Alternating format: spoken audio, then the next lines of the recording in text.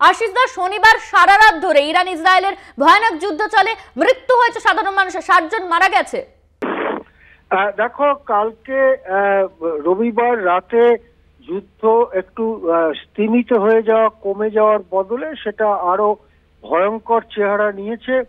দুই দেশই পরস্পরের বিরুদ্ধে সব ধরনের অস্ত্র নিক্ষেপ করছে, প্রধানত মিসাইল, ড্রোন এবং বিমান হানা হচ্ছে। যেটা খবর পাওয়া যাচ্ছে, ইরানের রাজধানী তেহরানে একটার পর একটা আবাসিক এলাকায় ইসরায়েলের মিসাইল আছড়ে পড়ে। এটা প্রথম দিন থেকেই আমরা দেখেছি যে আবাসিক এলাকাকেও টার্গেট বানাচ্ছে ইসরায়েল।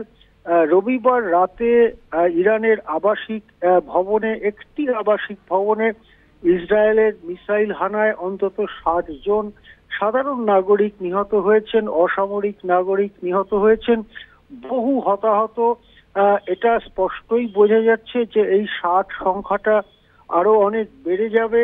এছাড়াও ইরানের নানা জায়গায় আক্রমণ হয়েছে, তার মধ্যে অন্যতম হচ্ছে ইরানের বিশ্বের বৃহত্তম পেট্রোলিয়াম খনিতে ইসরায়েলের মিসাইল হানার পরে বিরাট আগুন দেখা যায়, কালো ধোঁয়ায় ছেয়ে যায় আকাশ এবং সেই আগুন দাউ দাউ করে জ্বলছে।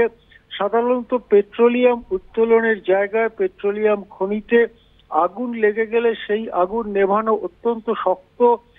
বিশেষ করে যুদ্ধের পরিস্থিতিতে সেই আগুন নেভাবার জন্য কি ব্যবস্থা ইরান করতে পারবে সেটা নিয়ে সংশয়।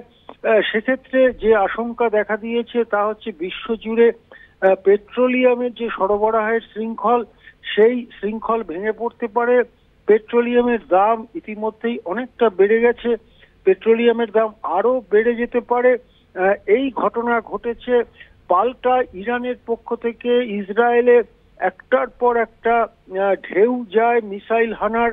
সেই মিসাইলে ইরানের মিসাইলে ইসরায়েলের সামরিক লক্ষ্যবস্তু এবং আবাসিক এলাকাতেও আছড়ে পড়ে ইরানের মিসাইল।